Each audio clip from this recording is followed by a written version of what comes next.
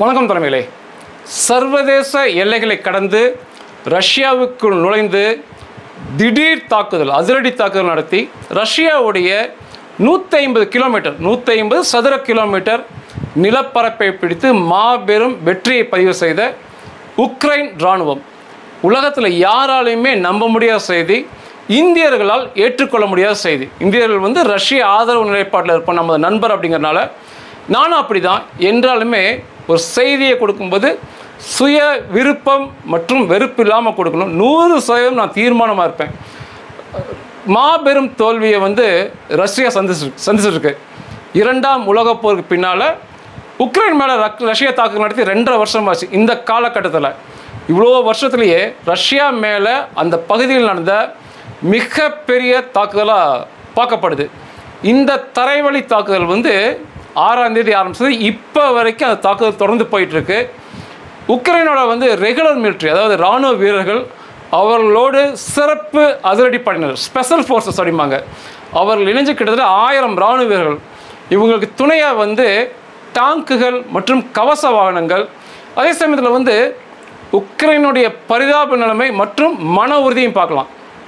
ஒரு நாடு தன்னுடைய தரைப்படை அனுப்புதுன்னா அவங்களுக்கு உறுதுணையாக வான்வழியில் போர் விமானங்கள், போர் ஹெலிகாப்டர்கள்லாம் வரும். அது எதுவுமே இல்லாமல் வெறும் ட்ரோன் தான்.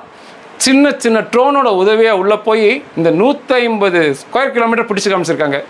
இதில் கிட்டத்தட்ட 20 கிராமங்கள் அடங்கும், ஒரு நகரம் அடங்கும். கிடைச்சிருக்க வீடியோ படி பார்த்தீங்கன்னா உக்ரைன் இராணுவ வீரர்கள், ஒரு ரஷ்ய இராணுவ வீரர்கள் ஒரு இடத்துல 22 பேர் தங்களோட கைகளை தூக்கி வெள்ளைக்கொடியை காமிச்சு சரண்டர் ஆகிறத பார்க்க முடியுது. ஒரு கான்வாய் அப்படின்னா இராணுவ வாகனங்கள் போகிற அணிவகுப்பு முற்றா தகர்க்கப்பட்டிருக்கு. ரஷ்யாவுடைய கான்வாய் கிட்டத்தட்ட 15 வாகனங்கள், அதுக்குள்ளே முழுக்க ரஷ்ய இராணுவ வீரர்கள் முழுக்க தகர்க்கப்பட்டு எரிக்கப்பட்டிருக்கு. அதில் இருக்க இராணுவ வீரர்கள் அப்படியே கொல்லப்பட்டிருக்கிறாங்க. மிகப்பெரிய ரஷ்யாவுடைய உளவுத்துறை தோல்வி, இராணுவத்தினரின் கையாலாக திறமை சொல்லப்படுது. புட்டினுக்கு கிடைச்ச மிகப்பெரிய தோல்வி அப்படிங்கிற சொல்லப்படுது. திரும்ப இந்த இடத்த ரஷ்யா பிடிக்கணும், இந்த 150 கிலோமீட்டர் பிடிக்கணும் அப்படின்னா இப்போ ரஷ்யா போடுற சண்டையோட வேகத்தை வச்சு பார்க்கும்போது கிட்டத்தட்ட 1 வருஷம் தாண்டி ஆகும் இந்த இடத்தை பிடிக்கணும்னு சொல்கிறதுக்கு. மாபெரும் உக்ரைனிய வெற்றியாக இதை பார்க்கப்படுது. இந்த பதிவு முழுக்க நமக்கு ஒரு மோட்டிவேஷனை கொடுக்கும், நமக்கு ஒரு உற்சாகத்தை கொடுக்கும். நம்ம என்னதான் சின்ன ஆள்களாக இருந்தாலுமே நம்ம துணிச்சலாக போராடும் போது மிகப்பெரிய ஆட்களையுமே எதிர்த்து வெற்றி பெறலாங்கிற சொல்லி இந்த பதிவின் மூலம் புரிஞ்சுக்கலாம். முதல்ல உக்ரைன் இராணுவ வீரர்களுக்கு மனதார்ந்த மிகப்பெரிய பாராட்டுகள். அதாவது என்னதான் ஆயுதங்கள் மற்ற நாடுகள் கொட்டி கொடுத்தாலுமே களத்தில் நின்று சண்டை போடுறது அந்த இராணுவ வீரர்கள் தான். வந்திருக்கிறது தங்களை தாக்குவது மிகப்பெரிய, உலகத்தில் மிகப்பெரிய இராணுவம் தெரிஞ்சாலுமே, மிகப்பெரிய ஆயுதங்கள் அவங்ககிட்ட இருக்குன்னு புரிஞ்சாலுமே துணிச்சலாக மன உறுதியோடு நின்று இந்த மாபெரும் வெற்றியை பதிவு பண்ணி கொடுத்துருக்குறாங்க. அதே சமயத்தில் ரஷ்யா வச்சு பார்க்கும்போது 2ஆம் உலகப் போரில் இந்த நேச நாட்டு படைகள் வெற்றிக்கு முழு காரணமே இந்த ரஷ்யா தான். எல்லோருமே அமெரிக்கா குண்டு போட்டு ஜப்பான் மலம்பாங்க, அது காரணம் இல்லை. ஜெர்மனுக்குள் நுழைந்து ஜெர்மனை முழுசாக பிடித்து ஹிட்லரை ஒன்றுமில்லாமல் பண்ணி அந்த ஜெர்மனை 2ஆக பிரித்து அவ்வளோ பெரிய வெற்றியை பதிவு பண்ணது ரஷ்யாவுடைய இராணுவம். அவ்வளோ வல்லமை வாய்ந்த இராணுவம், உலகத்தின் மிகப்பெரிய இராணுவம்.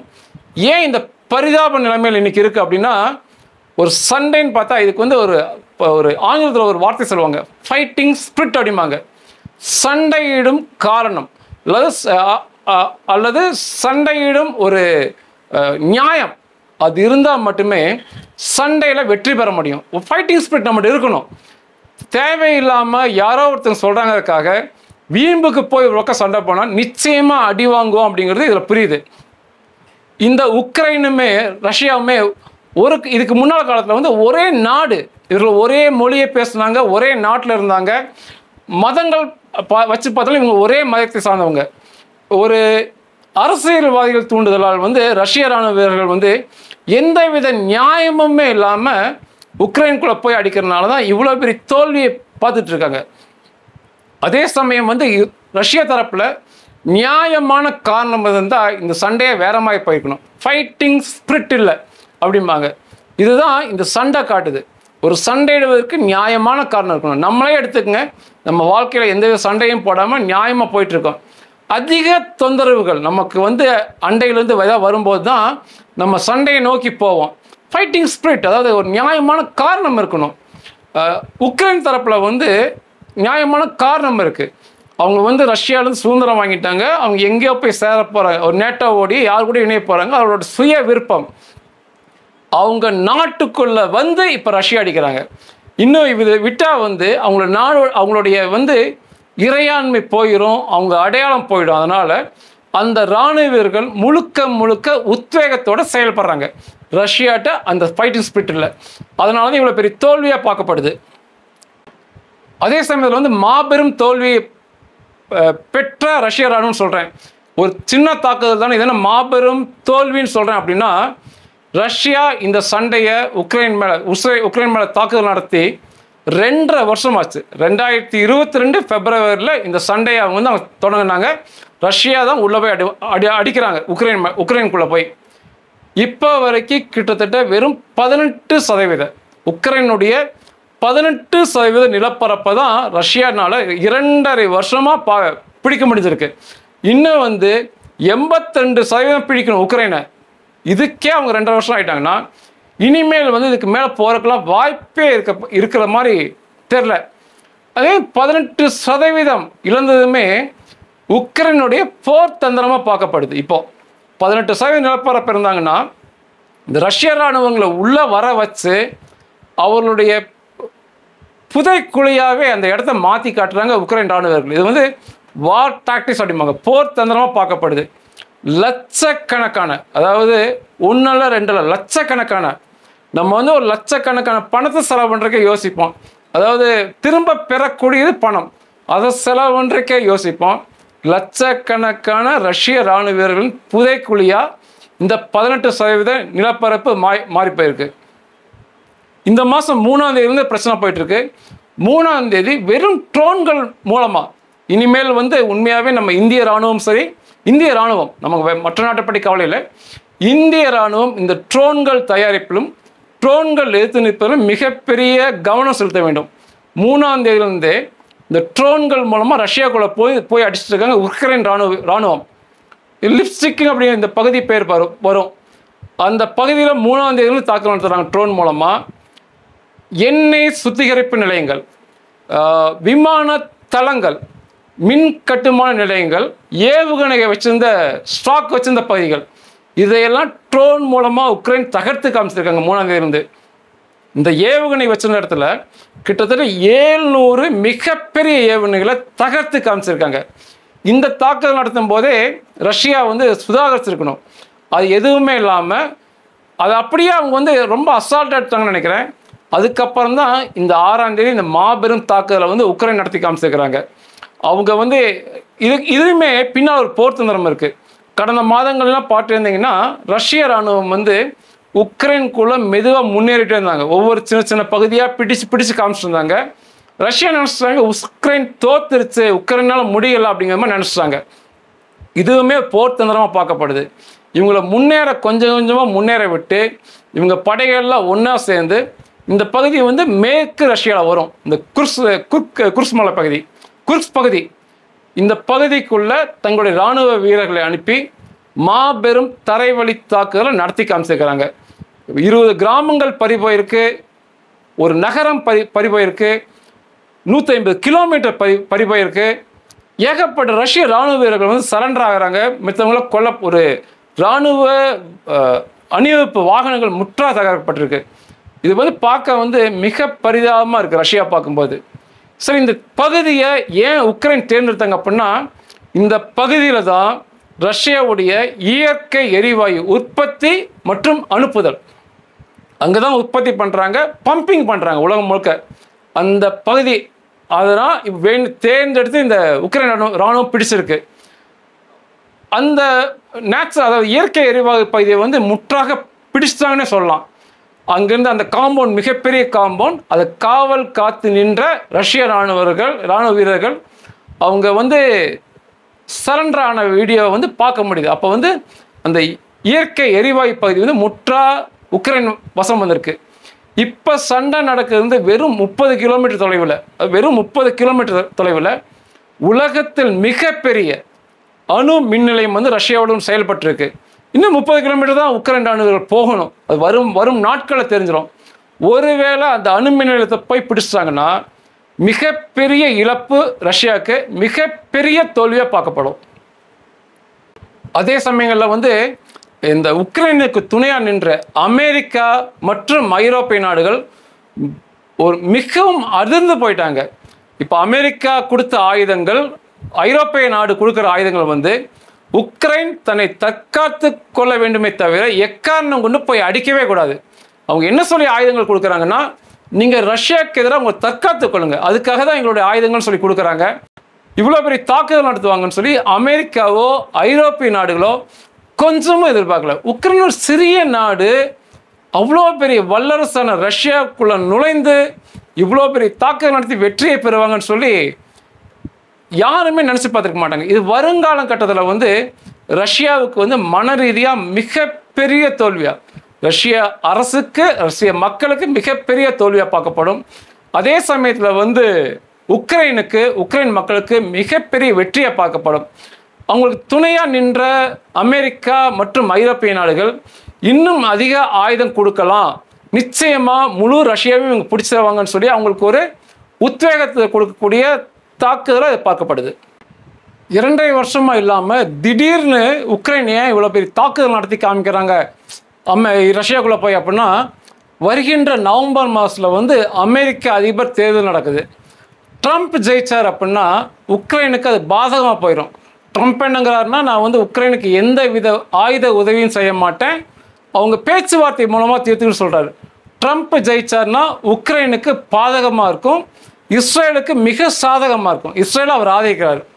அதே சமயத்தில் கமலா ஹாரிஸ் ஜெயிச்சாங்கன்னா உக்ரைனுக்கு மிக சாதகமாக போயிடும். அவங்க வந்து இன்னுமே உக்ரைனுக்கு மிகப்பெரிய ஆயுதங்கள்லாம் கொடுப்பாங்க, எல்லா உதவியும் கொடுப்பாங்க. இஸ்ரேலுக்கு எதிராக கமலா ஹாரிஸ் இருப்பாங்க. இப்போ யார் ஜெயிப்பா யார் தப்பான்னு சொல்ல முடியல, ஏன்னா எல்லாமே நெக் டு நெக் இருக்கிறாங்க, சரிசமமாக சொல்லப்படுது. அதனால் அந்த நவம்பர் காலகட்டத்துக்குள்ள ஒரு பெரிய வெற்றியை பதிவு பண்ணி ஒரு பேச்சுவார்த்தைக்கு ரஷ்யாவை அழைக்கலாம். இந்த மிகப்பெரிய இடத்தை பிடிச்சது மூலமாக ரஷ்யா சண்டை போட்டு கிட்டத்தட்ட வருஷக்கணக்கானாலும் அந்த இடத்த திருப்பி பிடிக்க முடியாது. பேச்சுவார்த்தை அழைத்து உட்கார வச்சு பேசும்போது உக்ரைன் தரப்பில் ஒரு கெத்தாக பேசலாம் அப்படிங்கிறனால இந்த மிகப்பெரிய தாக்குதலை வந்து தேர்ந்தெடுத்திருக்காங்க நவம்பர் மாதத்துக்கு முன்னால் அப்படின்னு சொல்லப்படுது. அதே சமயத்தில் வந்து புட்டினை வந்து ஒரு சர்வாதிகாரியாக தான் பார்க்க முடியுது. எல்லாருமே நீங்கள் இந்த வார்த்தையை ஏற்றுக்கொள்ள மாட்டீங்க என்றாலுமே புட்டின் வந்து சுகபத்திரமாக இருக்கார்.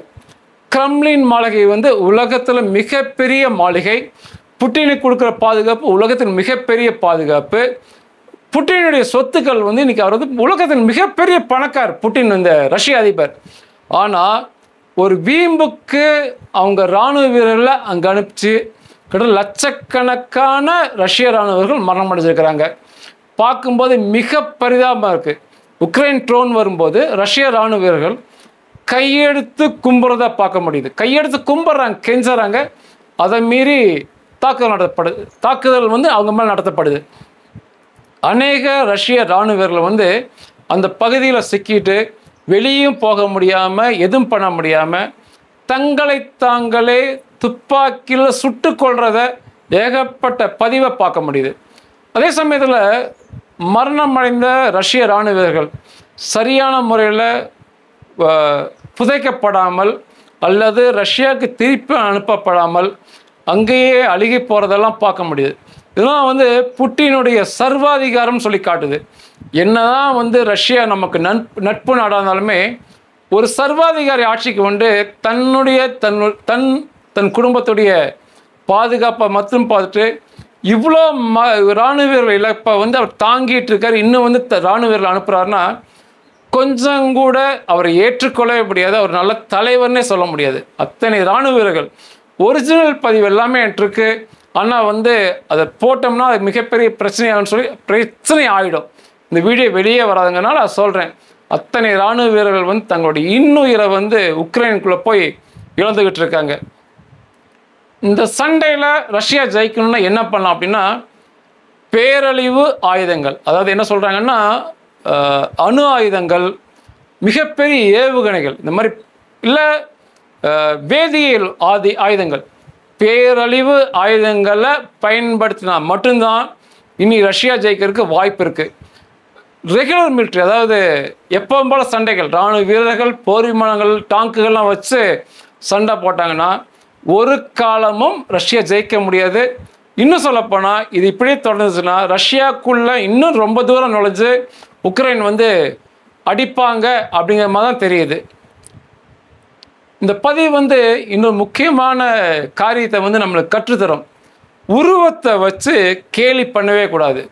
அதாவது உருவத்தை வச்சு பில்டப்பை வச்சு ஒருத்தங்களை பார்த்து ரொம்ப பில்டப் பண்ணி அவங்கள நம்பவே கூடாதுங்கிறது பதிவு ரொம்ப அழகாக சொல்லித்தரும்.